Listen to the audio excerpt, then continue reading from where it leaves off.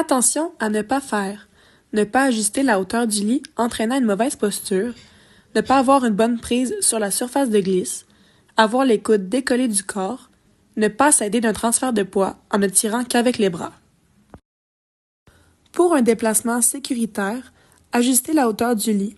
Solliciter le patient en lui demandant d'agripper la ridelle opposée à l'intervenant avec le bras du côté du soignant.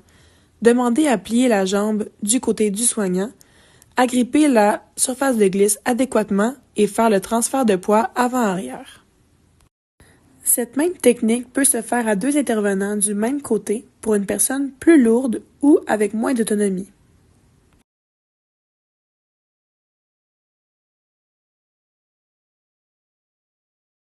Pour une personne qui n'a pas la capacité d'utiliser ses bras, utilisez plutôt la technique où l'intervenant agrippe la surface de glisse du côté opposé pour tourner le patient vers lui. Attention, s'assurer qu'il y ait assez d'espace pour tourner la personne sans qu'elle se retrouve trop au bord du lit.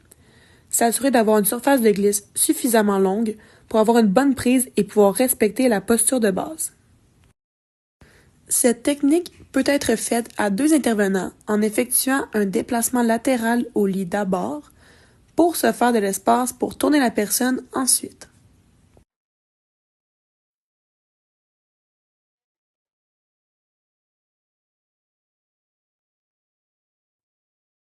Utilisez la technique tourner et glisser pour une surface étroite comme une civière.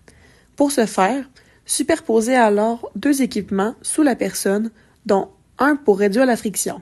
Exemple, un piquet sous une alaise glissante.